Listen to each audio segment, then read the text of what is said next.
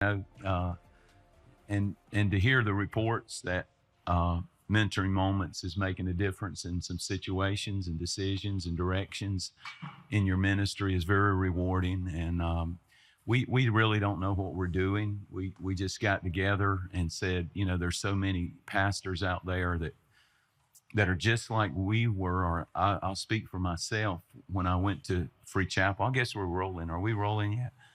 You might as well be.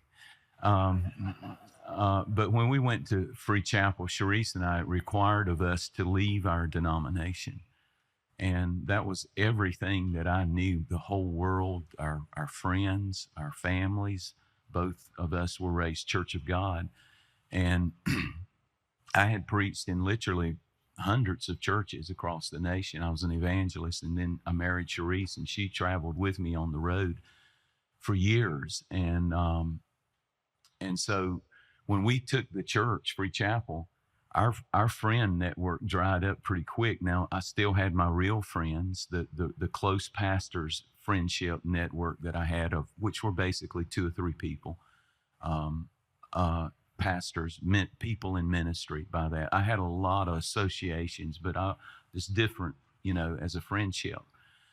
And so when we came here, it was like a whole different world. All my invitations to travel dried up immediately, and I had never pastored a church before. I was terrified yet extremely excited, and I kept reading Joshua 1 just to get the courage, that be strong and courageous, for the Lord your God is with you. Because I was terrified, I was afraid, and I would constantly go to Joshua chapter 1 and read it over and over, because it would bring strength and courage to my soul and to my spirit, and even my self-confidence, And so that's kind of out of that remembering those days, remembering those days. Our tithes and offerings were about $1,500 to $1,800 a week. And my salary was $25,000, and then you split housing, so the whole package was. We worked up. We got to eventually, after a year and a half, $50,000 package for housing and insurance. That's everything. That included everything, and we did that for about 6 or 7 years. And the reason we did that was because we were paying. We needed staff. We had no staff. I had nothing, zero. I mean, we had amazing volunteers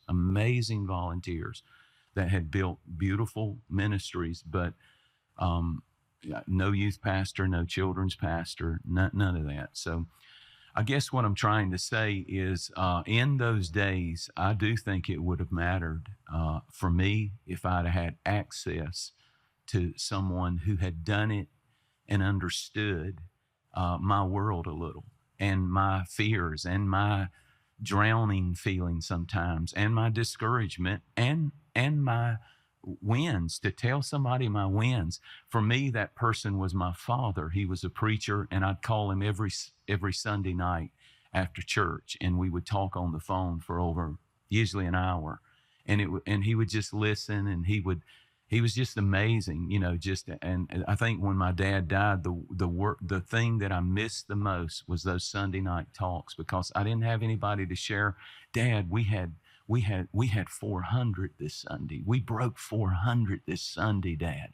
And Dad, I got this new guy, and he tithed good, and I had nobody to talk to like that. Preacher talk, I'm scared. I don't have nothing to preach, Dad. I have zero. It's Thursday, and I've been so tied up in crazy people and fights and this and that, in the church, and so don't like me, and I had to meet with him and his wife, and they're thinking about leaving, and another pastor's trying to get them to come across town.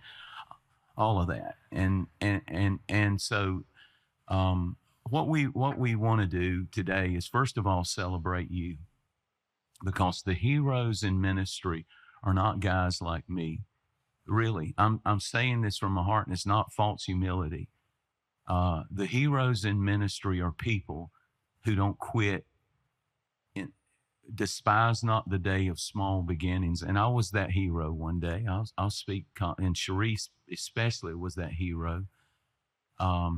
Staying home, keeping the children so that I could do what I did, playing that role for many, many, many years. She transitioned now. She's very much more involved in the ministry now. There was a time when I could not get her to. She was so focused on the family. And we had tremendous problems and fights because I tried to make her into the, whatever wife she's supposed to be in my mind, because my mom, if you knew my mom, she's Miss Church Lady. I mean, she's just, everything is God and prayer, and that's amazing. But I'm just saying, you can't make your wife that, you can't force them. And that's kind of the mindset that we had with, or I had, just growing up nothing wrong, the amazing Church of God, amazing. But it was like there was a role that the woman played, but Sharice was not raised in a preacher's home, and she was not churchy like I am. The total opposite, but very big-hearted, and very much a lover of Jesus, and a discerner, an amazing gift of discernment. To if it's real, she leans in. If somebody's real, and if they're hurting, her heart is to rush and to give everything that we would have to somebody like that. That's who she is. But I tried to make her into whatever I thought she was, the role. Play the preacher's wife. You're not spiritual enough. Why didn't you come to that meeting? And it almost destroyed us. That's a big lesson. One thing you need to learn is let your wife be your wife and the person you fell in love with and married, because God really does have a plan for the gifts that she has. Everything that you see on this campus and every other campus that God has trusted us with, the look of it, to every detail, to the bathrooms, to the tile, that's Sharice. That's Sharice. And, this thing would be like so cheap if I did it. It would be, it would be a 10 box. I'm not joking. We had one of the biggest fights we've ever had in our ministry or in our lives. It was a category 5. And you know what was over the stupid glass rail? If you walk out in that foyer, you look at it and say, oh, ain't that beautiful? I look at it and say, woo, what a fight. Because she wanted that glass. I wanted the cheap steel little thing, and she wanted glass to go. This building's 20-something years old. And she could see ahead, fashion and class, and I don't know why I'm talking about all this, but you know what I'm saying? And I look back and some of the things were so stupid, but I really didn't have anybody once my dad died. And he wouldn't talk about certain things. We didn't talk about certain things like you and I talk about everything. But he would talk to me about stuff that he knew, like in one of the biggest challenges that I had was I inherited a church from a massive giant to the people. And it was a beautiful church, and it had a wonderful music program and all of that. But the challenge in that is when God gives you the reins, you begin to get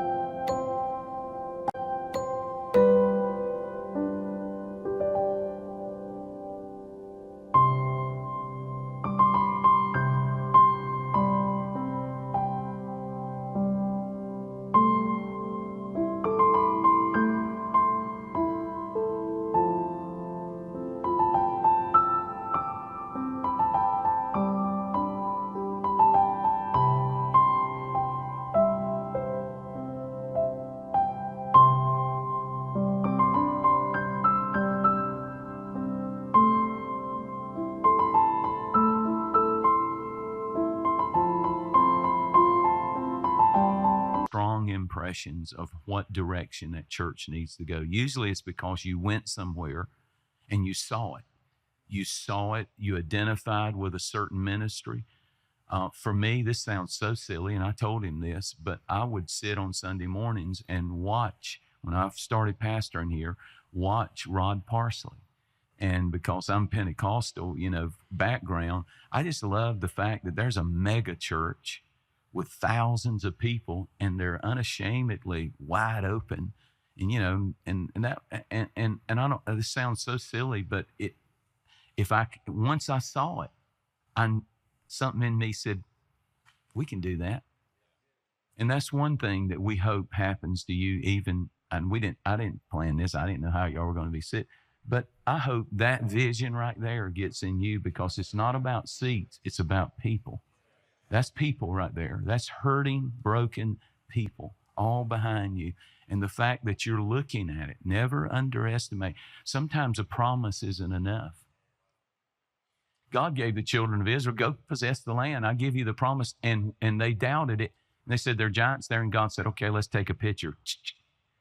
And he sends the spies in. They were supposed to get a picture and bring back the grapes and say, look, because God knew if a promise isn't enough, you got to get a picture.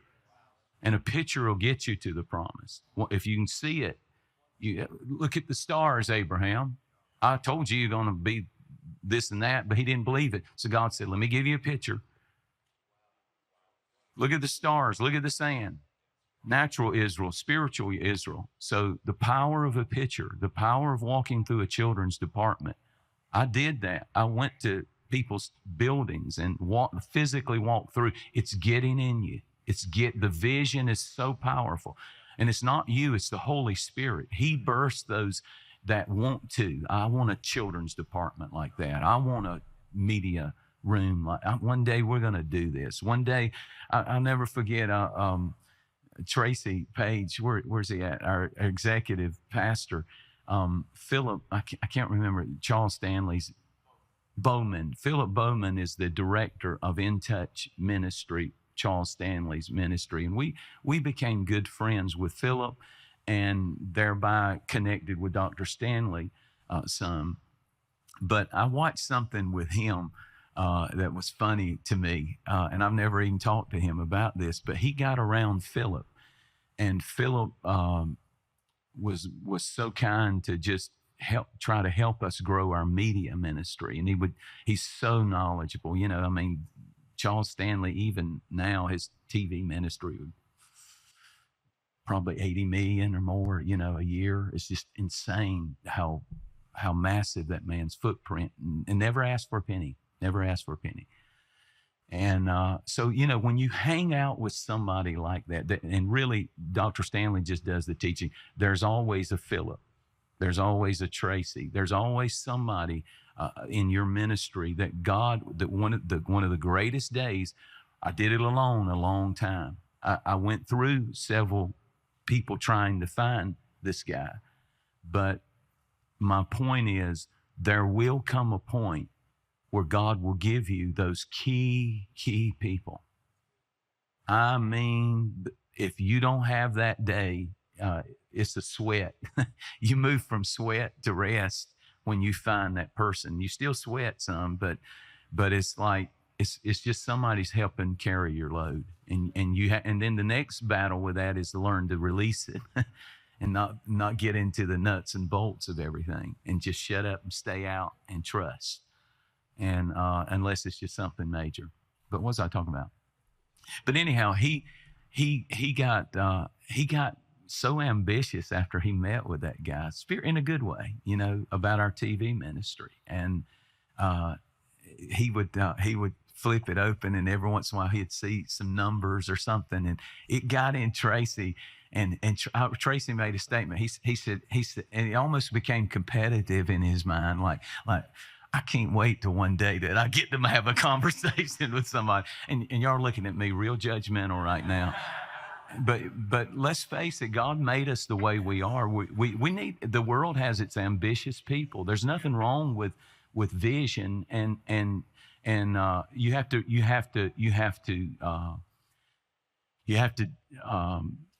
really because here's what will happen. You'll have the birth of a vision, and then God a lot of times will let it die. But by that I mean seemingly you thought it was going to be like this, and it'll go like this, and just enough to keep you going on TV, and then that, and then oh my God, we've made, and then that. But there is a place where you hit, and this is where we are, to be honest. I mean, in a lot of ways, in a lot of ways in this ministry, to God be the glory. But you do get through it. You do break through the clouds.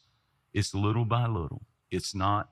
There's not ever a magical moment that everything changes. That's been, at least that's been my experience. So, I'm so sorry. I'll ramble, but I don't know what I'm doing. But can we thank Pastor for doing this for us? It was great. What are we going to talk about? It's what I want to know. Thank you so much. Thank you. Can we thank the Free Chapel staff too? Haven't they done a great job?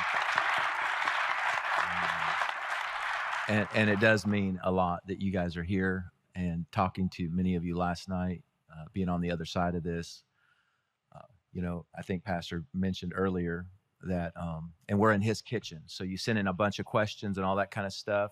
And he walked into his office about 10 minutes ago and he's like, let's just go out there and we'll figure it out. So that's what we're going to do.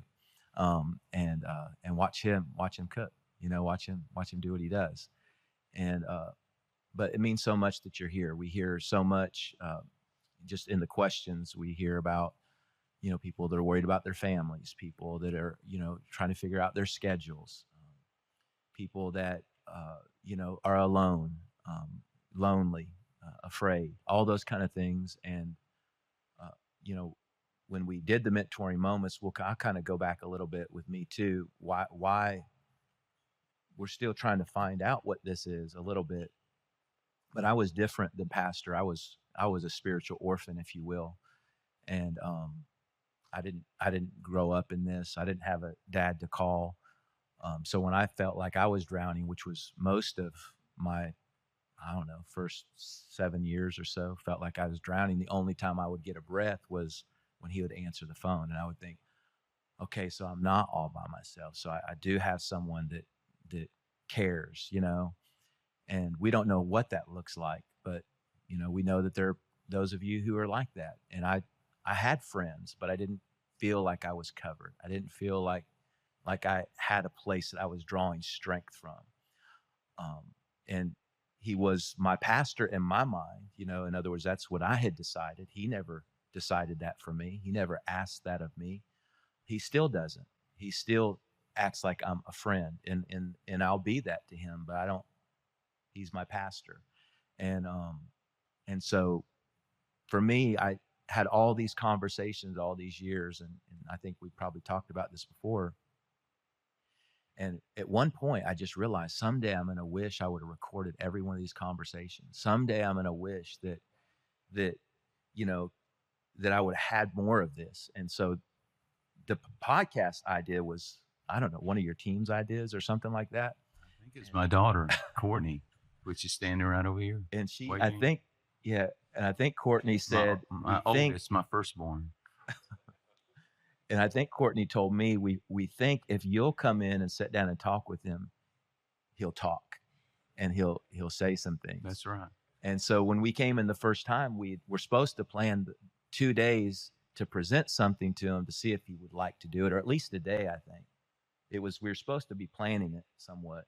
And he came in, he's like, let's just go in and just do it, which is what we did today too. So if it is meaning something to you, that means a lot to us. I don't think we've done one episode and said we're going to do another one. We just, I get a call from Natasha, are you going to come back in and do another one? I'm like, if he wants to, I guess we can. And so we're holding it real loosely. We're holding this real loosely. And, so yeah, that you're here means a lot. And so, yeah. And, one thing I wanted to say to all of you is, I remember feeling like, but I'm different, but I'm different, or that person that I looked up to as a communicator or a preacher or, leading a great ministry, they have so much more than what I have. So if you have those feelings, if you have those assessments of yourself, if you have those questioning of yourself ability, you are not different. We all of us. I met two or three that maybe in ministry never gave a cent of that. They were really cocky and arrogant, and they're not in ministry anymore. Usually, the people God uses the most are the ones that really say, I just can't do this, and I'm about ready to quit a lot. But then God comes and He uses people like us, just normal people who a lot of times are struggling as much in our own life with issues, whether it's our family or the pressure of whatever, in our life. So I just want to say you're not different, and you need to take encouragement from this, that God starts small. He gives seeds of greatness. They're in all of us. If He put a church on your heart, there's a great church in you. And He will not give you that church a done package. He will give you the raw material, and He will say, now follow me and work real hard and be with me, though. Keep me first. Be with me. It's not about the church. It's about my relationship with you, because the ability of the people in the congregation to follow you will be based upon how much you follow me and spend time with me. If you spend time with me and follow me and hear from me, I am the vine and you are the branch, and they are the fruit. And if you want to produce much fruit, everything in the natural says go hang out with people and try to be a people pleaser. And did I make you happy? I went to lunch with you 3 times, and will you still stay at the church? And that's how I lived several years of beginning in ministry. And it's not that I don't love people now. I love people now more than I ever loved people. I'm more pure in my love for people now. I don't see them as somebody in my congregation or worry about. And this is a thing that if I would be lying. We're at a time. This is an unusual time, and this is not a boastful statement. But financially, I don't have to worry about any of that kind of stuff. So my motive is even more pure. I can look at a multi-millionaire and I can tell him the truth. And if he leaves the church, he leaves the church without any. And I've always been that way, but there was a few times where I was scared, and I probably didn't say it as hard as I wanted to, but and even now, you're human. You're human. All people are so messed up when they think that we're demigods or something, because what a joke. What a joke. And if you can always remember that, but God chose us. And there's a great church in you, the seeds of greatness. You can ride right up to the stoplight, turn right, and go about a half a mile, and there'll be a little brick church on the left. And that's where it all started. And the seeds of greatness were right there. Worldwide ministry was right there. Millions of souls being touched and reached were right there. And that's all we had. And the building that you have, believe in it. The people that you have, believe in them. The group that you have, the music program you have, believe in them. The children's ministry, believe in it and maximize it, and put excellence on it. Clean and excellent. Just, you don't have to have the hottest, greatest LED. Just make sure everything you got is real clean and real sharp and real classy or whatever. I believe in that. I don't go to no sorry malls. No, I want a mall that has an environment like I like this. Orange County still got good malls. They do. So I don't know. What are you going to talk about, Marcus? I do appreciate my friend Marcus Meekum. He is a dear person to me. Thank you so much. And so We really too want to hear from y'all. I mean, I do. I love to hear and try to answer any questions that we can, and at the same time, just hear the honesty of, if you feel like you're in a tough place and and you can pretend. We all know how to pretend. How you doing, man? Just incredible. We're growing. And then you're like, I think. So I don't know. Yeah, yeah, and I hope you're catching it. I know you see it on TV. I know you maybe even seen it on the podcast, but even hanging out, I don't know why it's a big deal to me, why it's so important to me. I've done this for a while. I've probably not many worlds I haven't been exposed to in some way, shape, or form. And what draws me to Pastor is he's so normal, and it's not an act. And when he says he's afraid and doesn't know, I watch him with you later today when we just go hang out, and I already know what's going to happen. He'll sit down with one of you, and you can't believe you're going to have some time with him, and he'll turn it on you, and he'll start asking you questions, and he'll probably start taking notes about a sermon you did, a series you did. And 15 minutes later, you'll walk away, and you'll realize you never ask a question. You'll realize. Don't tell me about it if you don't want me to use it. I don't want to hear no great story. Say, I heard a preacher somewhere. It's his curiosity, and he's not doing it to play. He's still a learner. He's still hungry. He still wonders what other people are thinking, doing, and I want you to see it. I want you to be exposed to it.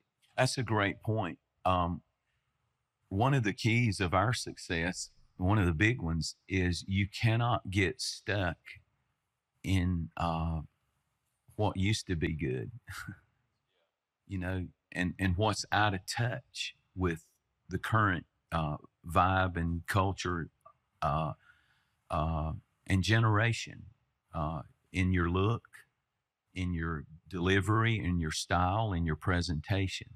This is a big deal. This is one, looking back, we always were upgrading, so to speak, always changing, always open to change, always open to improvement. I think that's so important that, especially when, let's say you reach, to me, a big deal was getting to 500.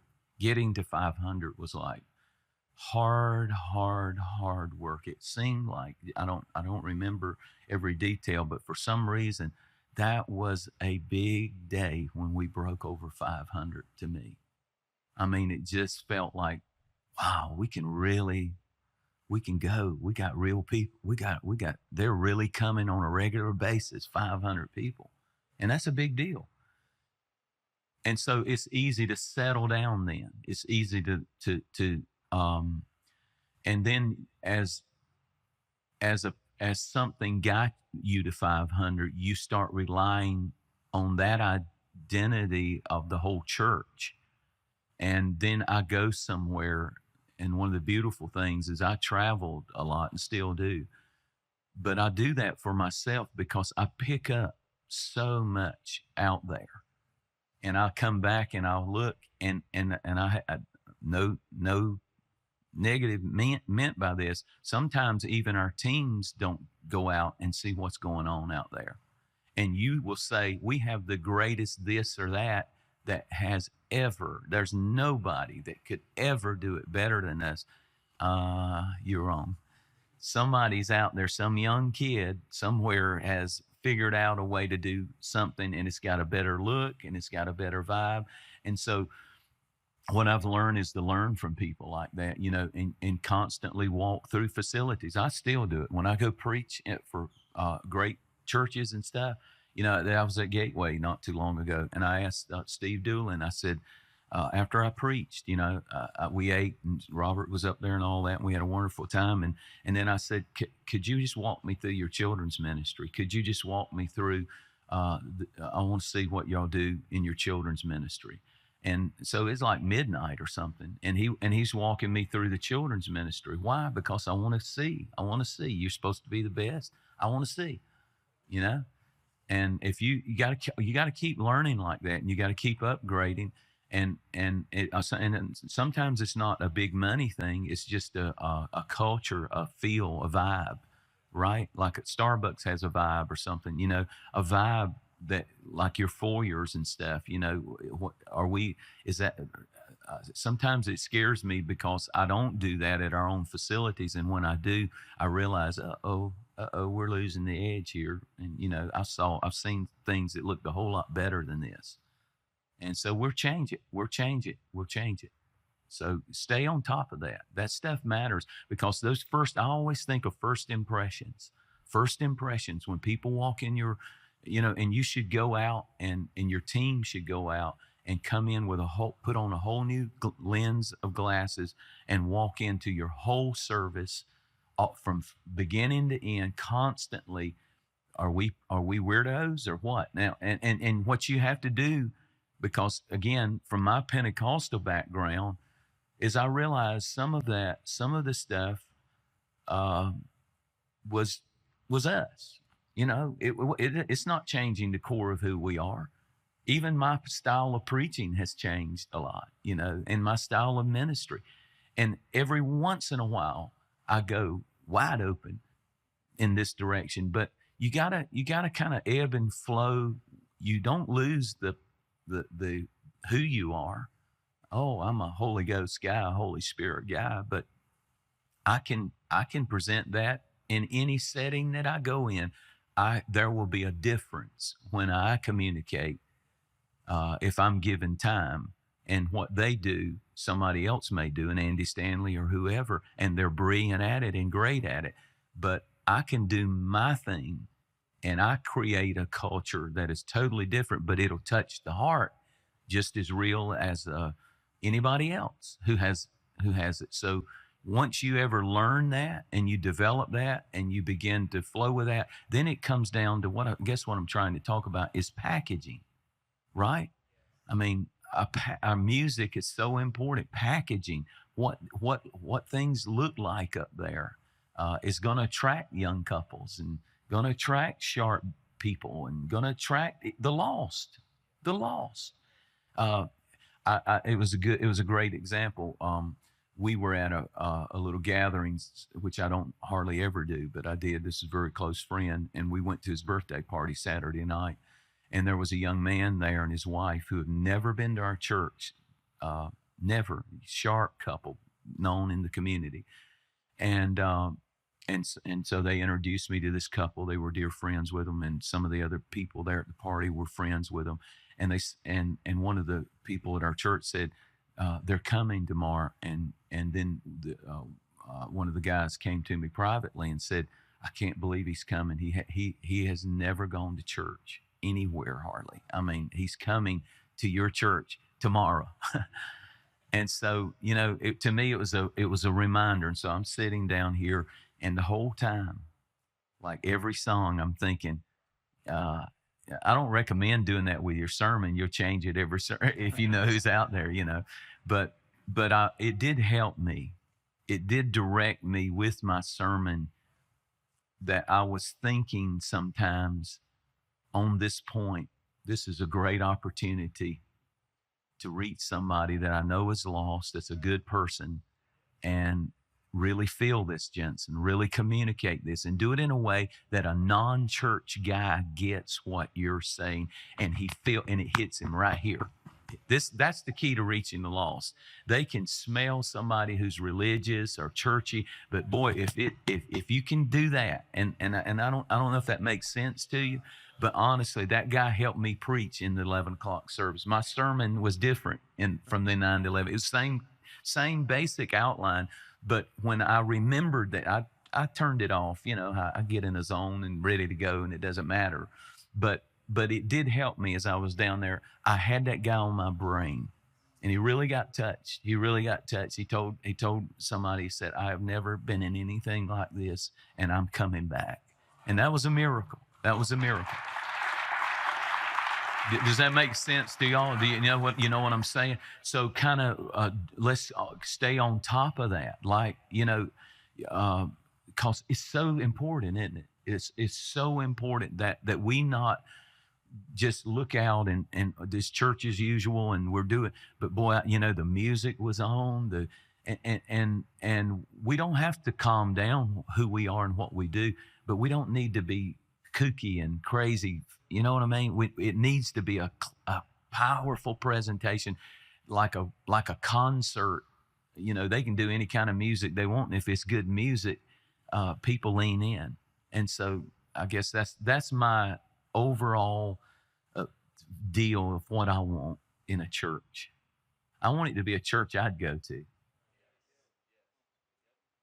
For a long time, I don't know if I would have, especially there's one time when I was real aggravated with this place and nothing was right. I mean it. I mean, and it was in that other building down there and nothing was right. It was a transition going on in the body of Christ. The music was changing. The praise and worship was changing. The vibe was changing. The communication was changing. And I was in between. And I was real hard Pentecostal style, and and so I'm glad we made the shift. We did the right thing because it was all key. It was all key to our growth. And I realized if I hadn't made some changes in what, not in again the core of who we were, but in packaging, so to speak, and what was acceptable, as Paul said, I could speak in tongues all I want. I can do it right now. But when I'm with unbelievers, I communicate in a way that they understand.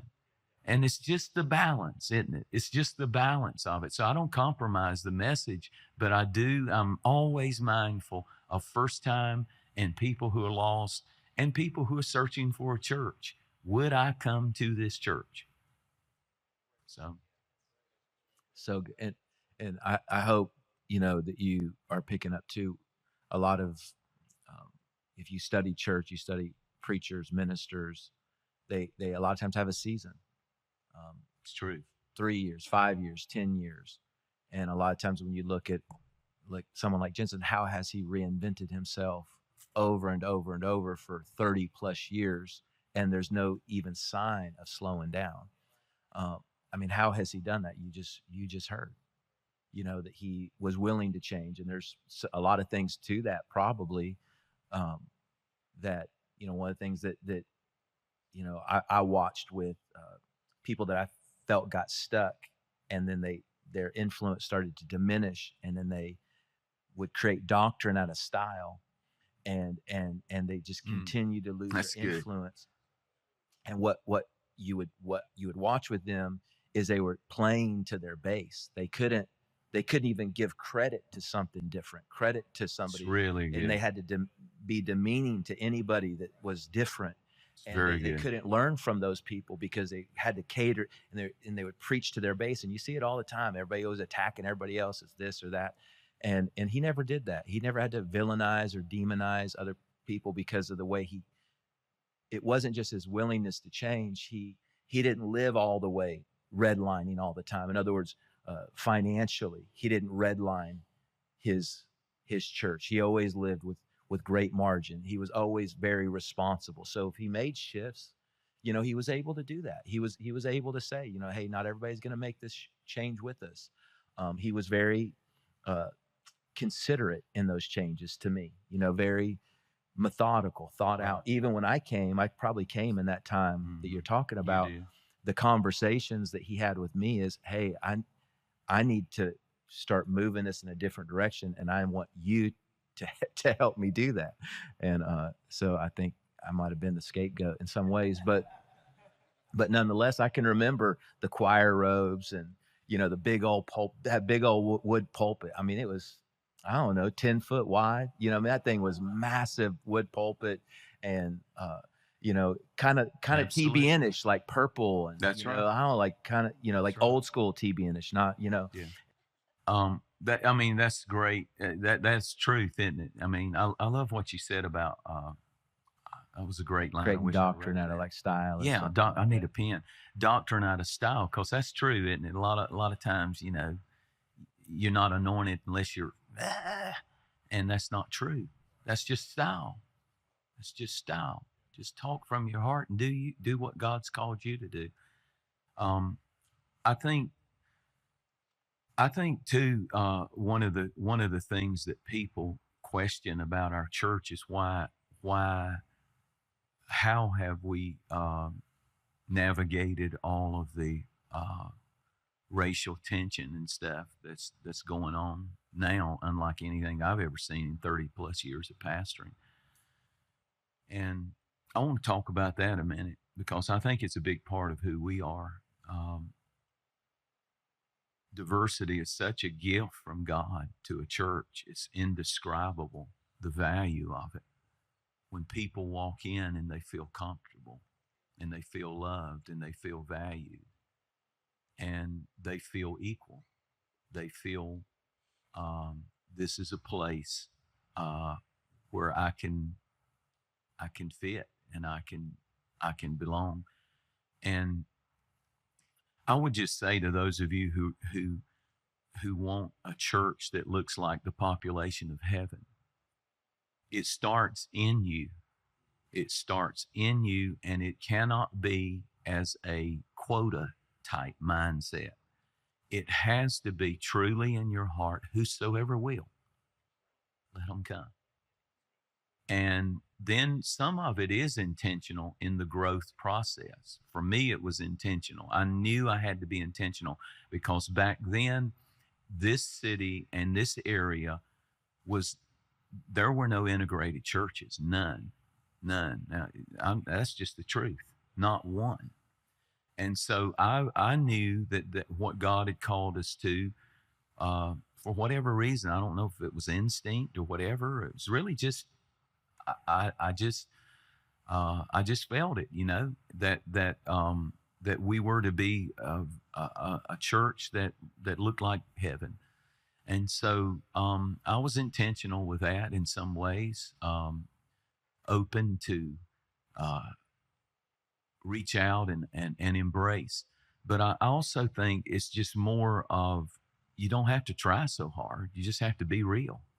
Just be real and just love people and spend time with people and hear.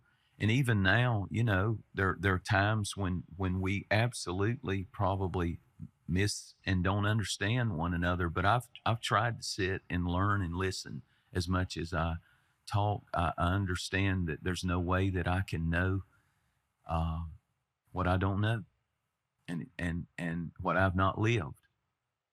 And so the best thing you can do is listen, and also include in your world people who can add to you as a leader, perspectives and insights that you desperately need to hear.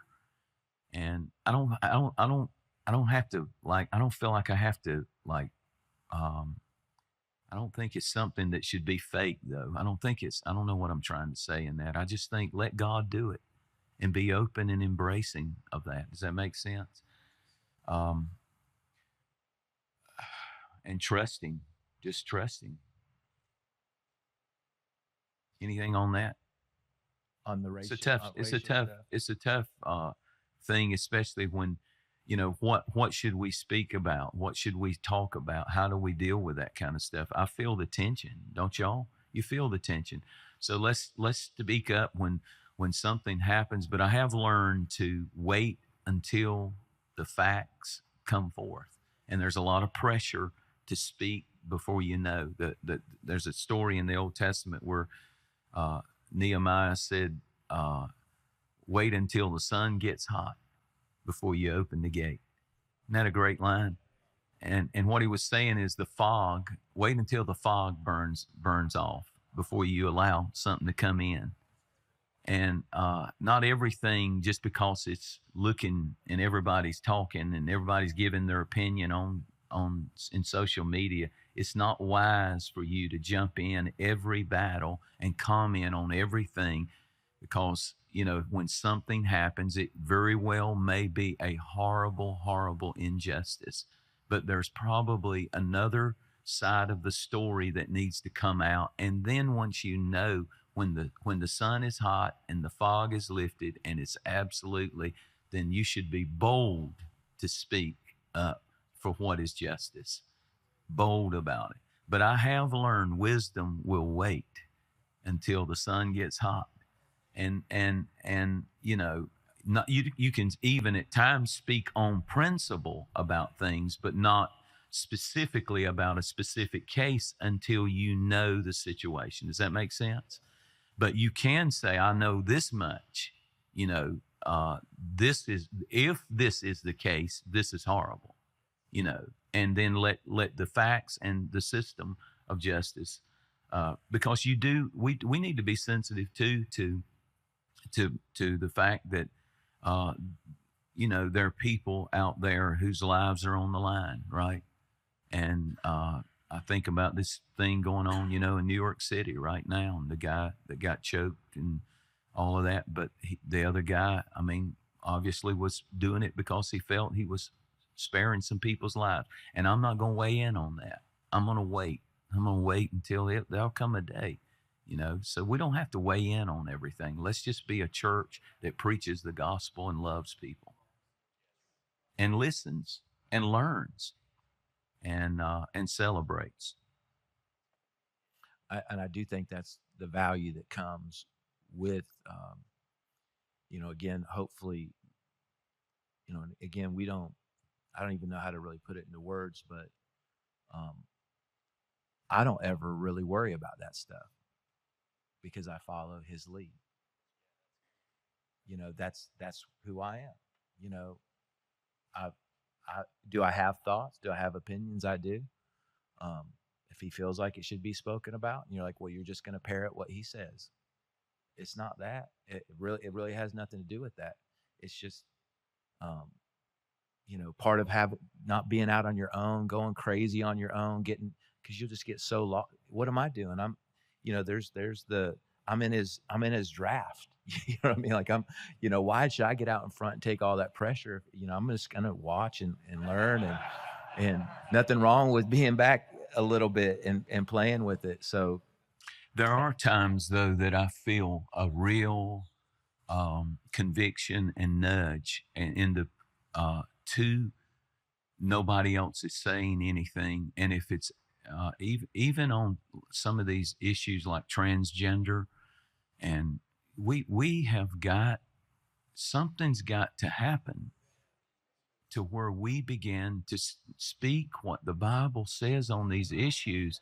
It's like, you know, here in Georgia, our legislature passed a bill, thankfully, that that stopped transgender from being taught in our elementary schools in Georgia, and those legislature people were taking heat like you wouldn't believe, and the church, the pastors don't say nothing. You know, I mean, if they do something that courageous for our children, shouldn't we take a social media post and say something about, I celebrate the fact, and it doesn't have to be a mean spirited. It just, this is a wonderful thing. Thank you for your stand on this issue, because I mean, we got to get in this. Let's talk. Can we talk about this some? We got to be biblical in our response to these things. And I feel the need to sometimes, and sometimes I do jump out. Now I'm not on certain things that I don't know the facts on, but when it's a rock solid biblical issue, you know, when it's abortion, meaning late term abortion and post birth abortion, and you can't say nothing as a preacher, what is wrong with you? What is wrong with you? And, you know, this is what's happening in America. And if we don't start standing up and even leading in those conversations with love, with compassion, we need some voices out there. We need some courage in these areas. And I'm going to tell you what my experience has been. People appreciate when you do that. People will run to support you when you do that. But most importantly, God will bless you when you stand for what is right. And, you know, settle that issue, settle those issues. Ask the question always, what does the Bible say? What does the Bible, not culture, not this pastor or that pastor, what does the Bible say?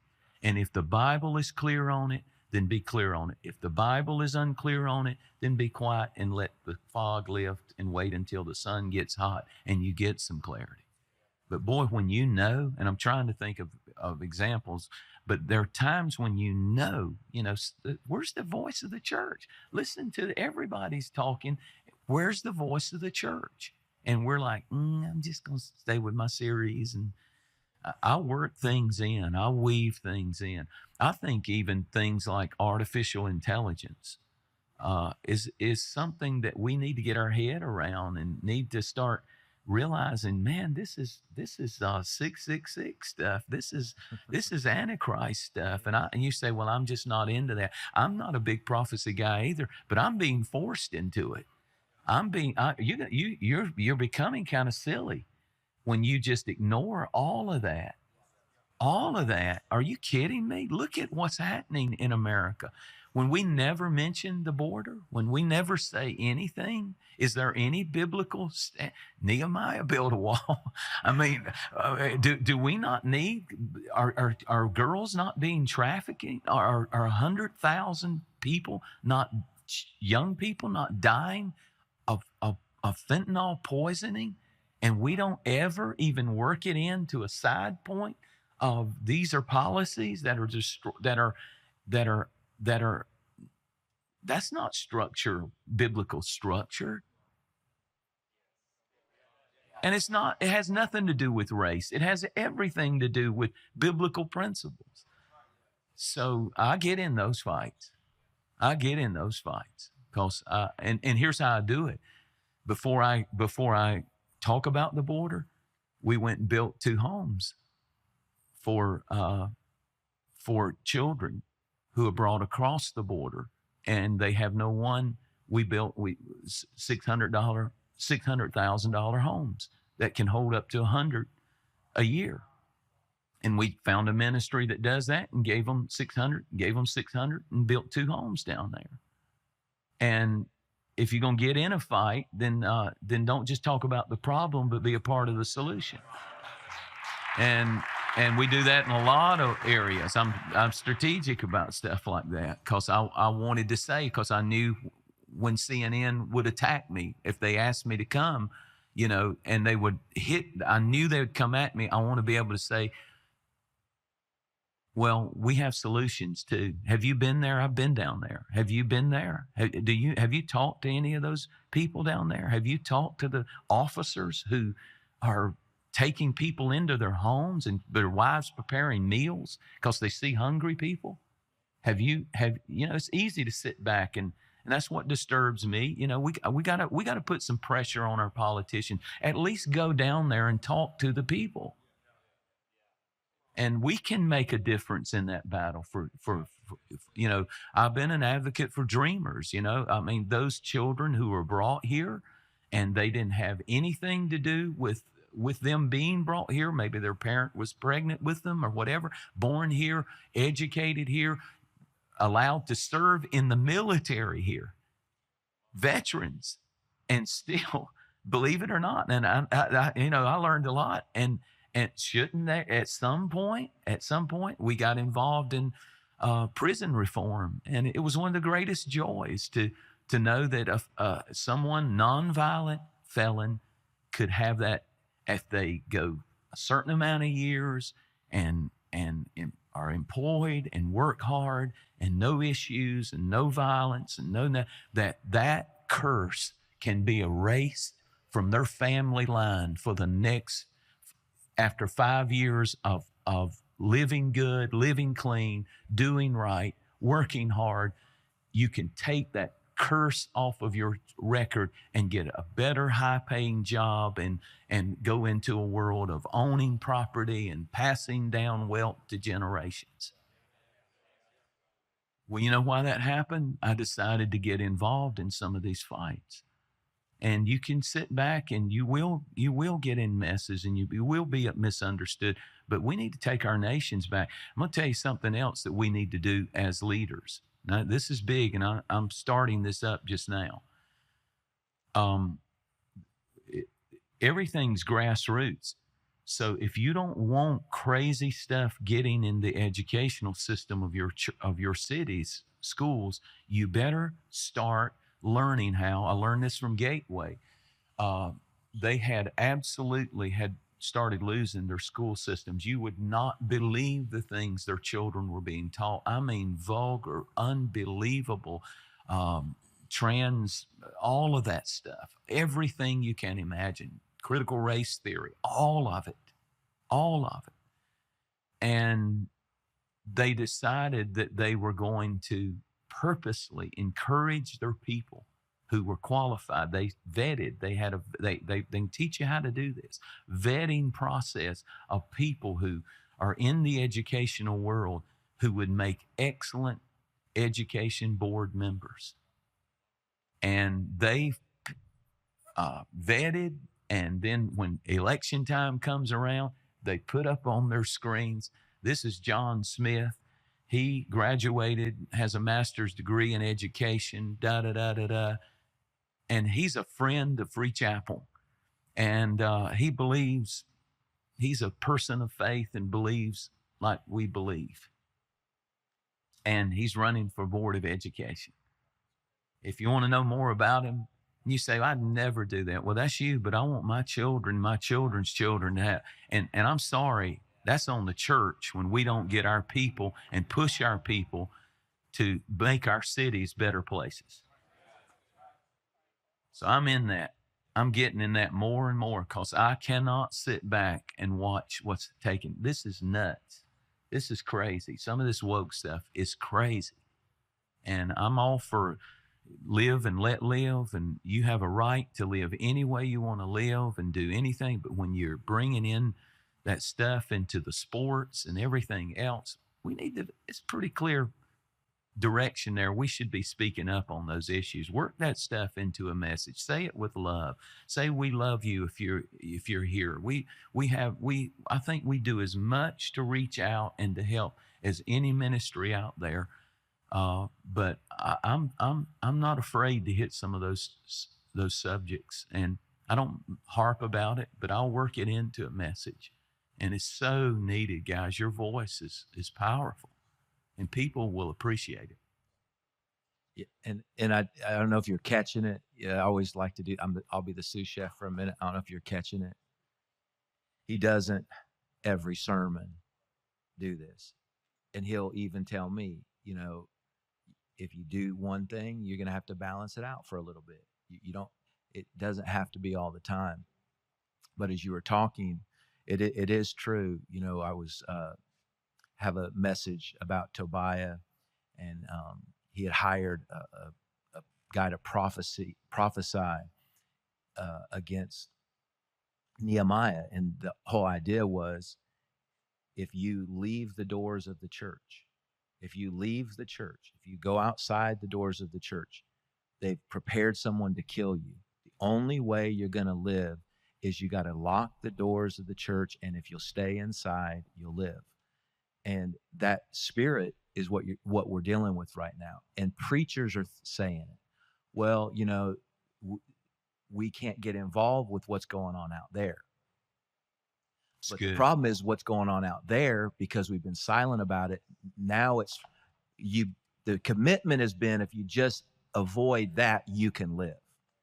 You can keep doing what you're doing. Very good. But now they're coming in. So freedom of speech. If there's a death threat, if you go out, there's going to be the death threat, and it's going to come in to the church. And that's as clear Very good. as well too. So yeah, and you don't realize, like in Canada right now, this is not hype. If you get up and preach the story in Genesis 18 of 19 of Sodom and Gomorrah, and preach that lifestyle of homosexuality is sin. And see, when I preach something like that, I'll preach it, but I'll say, and so is adultery, and so is fornication, and so is me looking at pornography. All of them are in the same category of sins. There's not one that's worse than the other. But what's happening now is even to try to normalize like transgender and to groom children, which is literally happening. And for us to know that and to not speak up against that is neglect of duty. Because I mean, this is happening. Now, educate yourself, inform yourself, and figure out ways. That's a brilliant point. I mean, that's a great message. And if we don't, it's coming. It's coming for us. And if you can't see that now, I don't know if we'll ever see it. But we don't want to be that guy either. That's a nut about it. You know, you got to have that balance. You got to have that balance. But I'm bold to hit those things, and especially when it starts stirring in me. And try your best not to make it political. Try your best just to make it's biblical. And it is true, you know, even like, you know, some of the things you're talking about, like the homosexuality stuff, transgender stuff, or mutilating children, or whatever it is. We would have never guessed that we would even kind of be here. And the intimidation is wild, because we can't even we can jump on the injustice from our pulpits about the border not being right, but then we're silent when a transgender person goes and shoots children. You know, so it's what he's saying In is, a church. It's not about right or left. If it's wrong, and there's a stance on the right, then that would be the Dreamers. He took a stance, you know, for that, because it's what's right. And you go to the scriptures, and then you just are unapologetic about it. And so many of those things, you know, I don't know if you guys have ever, or this was super helpful to me. And as a preacher, sometimes you get asked all these questions. But when I went to Bible school years ago, I remember this class that I took, and I never forgot it. One of the only things I remember. But there's 4 basic ways you know if something's biblical or not. Right? It's 4 basic ways. Super simple. If you're Catholic, there's a 5th. But for those of us here, there's 4 basic ways. Number 1, what's the scripture say? Right? So find it in the scripture. You don't have to find 1 verse. You don't have to find 2 verses. What's the overarching spirit of scripture? Right? So, for example, homosexuality. Is there any place anywhere in the Bible at any point God blessed it? Is there just one person that God used? What a great question. Is there just one? Just one. I don't want an interpretation thing. I just want you to show me one place God overlooked it, said it's no big deal, and I'm going to just one, because you're looking at the spirit of scripture. It's very good. So that's first. The second place you go is the early church, right? And why do we go there? Because you got to get as close to Jesus as you could. So if the apostles didn't speak about it, well, who were the disciples of the apostles? Because this is where things, we know in the book of Luke that Jesus said things and did things that weren't written about, right? All the books in the world couldn't contain it. So a lot of the more detailed conversations that we're talking about did go on, but you have to go to the early church to find them. And what's the point? The further you get away from the early church. So someone now that wants to disregard the early church and act like they know what Jesus would say, well, you weren't close enough to it. If it's not clear in scripture, then you go to the early church. And so you go to the disciples of the apostles, right? Then the third place you go is nature, right? Romans 1, you can just look at nature, right? So, and I'm not trying to harp on this one, but let's just do it. You know, I can look at 2 cows and 2 horses. I can look at basic biology, and nature kind of makes sense of some things. I don't have to wrestle through it. You know, I don't have to wonder what happens to the human race if you take a bunch of transgenders, put them on an island, and leave them there without any kids. You know what I'm saying? It's very good. And then I'm impressed. My God, you're impressed. There's a first. Ecomorph. Go. And then number 4 is your conscience. That's very good. Your conscience. But you don't start with your conscience, because your conscience can mislead you. It can be scarred, right? Is what the scripture teaches. And so how you feel, your gut, your instinct. You can't start there, because then we don't feel our way into believers, right? We're believers, right? So believing is first. Yeah, your conscience can be seared with a hot iron. In other words, the more you do something, the less you feel bad about it. Yeah. And then if you're Catholic, the fifth one's the Pope. And of course, then they just change everything. So let's just keep with the first four. And my point is this: that's how doctrine's created. It's really good. So when somebody starts to go into all these things, I didn't grow up in church.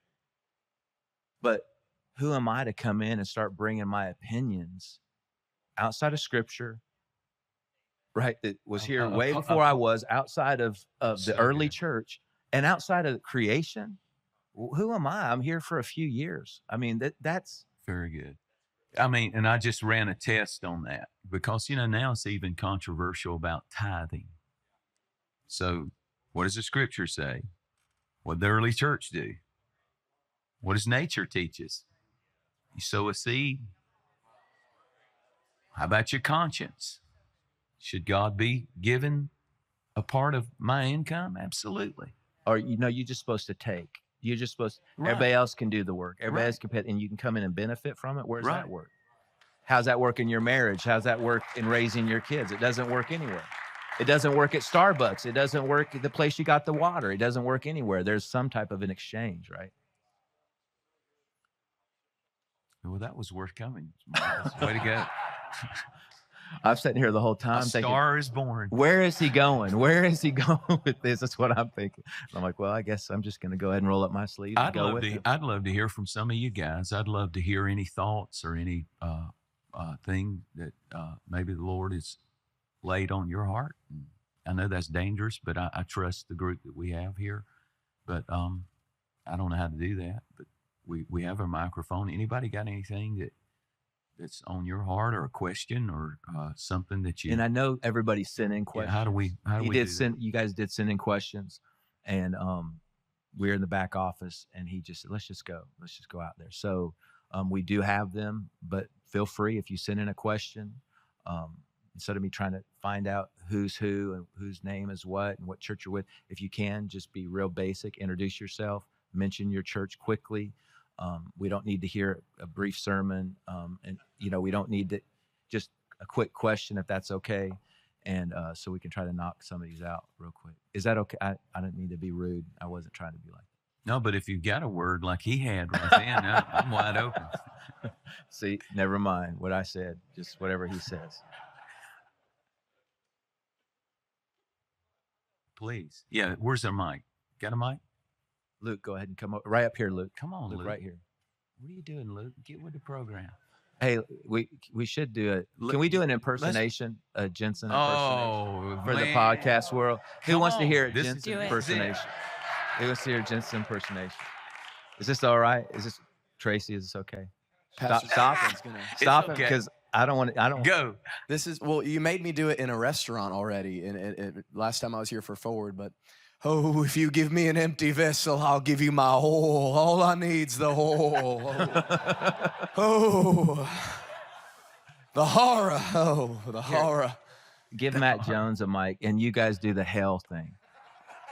If anybody needs a new youth pastor, I'm fired after this. Yeah, tell us who you are. We want this to go national. Hurry up. Hurry up. You are. Here you go, Matt. Matt, introduce them. Hey, Luke, you and Matt got to do this together. You guys play off. But introduce who they are.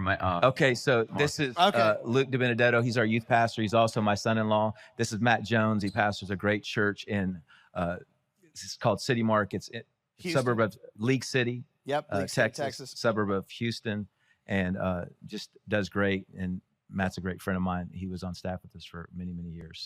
So we do this stuff all. And it's out of complete respect, total respect. And they'll tell you this: there's nobody in the world that means more to us than you. Ought to get Charisse to do it. She can mock me better than anybody, especially playing the saxophone. Because she said if I ever squeak on my sax, that the first thing I do instinctively is to reach up and grab it and act like it's the mouthpiece. And it's true. That is what I do. Stupid horn. This is what the question asking turned Okay. into. Hey, I just said he's the chef. I'm the right. sous chef. So this is from an illustrated sermon on hell. Yeah. Yes. Roadblocks. No, Oh, okay. you had a vision of hell. Oh. Journey through hell. Journey through hell. Your memory was wiped. You knew nothing about hell, but suddenly you had a sermon, but you were trapped in hell. Yes. And Gabriel came to you and he was the angel to walk you through hell. Oh, Gabriel, lead me through the fires of hell. Jensen, hello, I'm Gabriel. Oh, Gabriel, look at the horrors of the screaming and the... Jehovah has sent me to take you on a journey through hell. Lead me, Gabriel. Oh, the horror and the... Yes. Lead me. You're leading the wrong way, Gabriel. Lead the fluorescent tape. It's leading this way. That the production team's done a wonderful job on the stage. Beautiful. It's hell, but it's beautifully done. There should be a light cue here. Oh, Yeah, exactly. The monitors are a little loud. The monitors are loud in hell. Hell should be a little louder over here. Only if There you you've go. seen that. I was a lot of times. This is the apex of mentoring moments. That right there. Yes, There you it go. is. Yes, it is. We love you, Pastor. That was beautiful. There Thank you go. so much. We love you. Brought back great go ahead. memories. That was great. My name's. That's the most PG version I've ever seen. by the way. Oh, It gets way worse than that. Yeah, I sense that. okay. So my name's Kelly Nelson. We're from Omaha, My City Church, and you're obviously leading church, but you're obviously leading a family as well. So I was just wondering if you had any practical ways that you really safeguarded your family, leading your wife, covering over your children, and any words of wisdom, tips there. Courtney might could answer that better than me. I have no advice. No, I'm kidding. But I think we tried our best. We didn't always do it right, but we believe that it's it's just part of our family is this church. I don't know how you separate the two. So our life was around the church. Our life was built around the church, but we also were just real hands-on parents, very family-oriented. Always, I felt like we put the kids first. I hope we did. For example, just little things. Life is in seasons, and like when we had 4 girls 2 years apart all the way up, and then my son. And so I had to make some decisions, especially when I didn't have the freedom, when you're growing a ministry. And I had to make the decisions like to come in later, like late morning or early afternoon, because I wanted to take the kids to school. I wanted to be with them as they got out of the car and stuff like that. And we always went to their games. We didn't miss any of them, their recitals, anything like that. Almost never did we miss that. But it was purposeful. Like I rearranged my whole schedule, around the family life during that time. And usually that's important, so you got to figure out a rhythm that works for you and your family, and don't let people intimidate you out of that, because your family matters. And I learned that people go with the precedent you set. And if you set that anything and everything can interrupt your family life, and no matter what, then that's how it'll be. But if you, like those mornings, they were sacred to me because they were also my prayer time and my Bible reading time. And so I really didn't like the feeling of I had to be there and in the morning, and that worked for me. So I just started going in usually around 11:30. Sometimes I would just go in for lunch and have with staff or somebody, and then take care of stuff the rest of the afternoon and try to get out as quick as I could. Because really my number one job has always been to preach and material. It's all about material and preaching. And so if you're going to do that, it takes a lot of time just raking through and trying to get content. in every way, listening and hearing and spending time. And so I do that. And I would say the family, two things were always on my mind: Sunday, the message, and my family.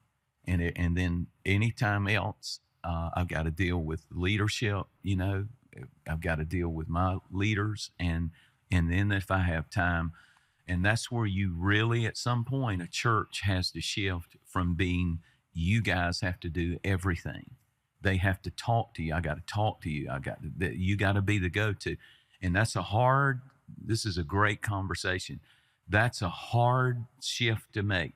And maybe that's why 500 is so hard to go from there, because that's where you, especially in those areas. I didn't act that way when I had a few hundred people, because I'm their pastor. Everybody had access. Now I did on my time with my family, but you're accessible to everybody. But there comes a point where you really cannot do it all. And you got to trust God enough with his church. Remember, it's his church and he'll build it. And you got to trust God enough that he'll give you the people that can pastor the people and the leaders that can pastor the church hands-on. And you deal with like, there are people that take priority. I know we're not supposed to have difference, but there are people that take priority in my world. Staff would be people, they can get to me anytime they want to. Every one of them have my phone number, and I want to hear from them. If something major is going on, I want to hear from them.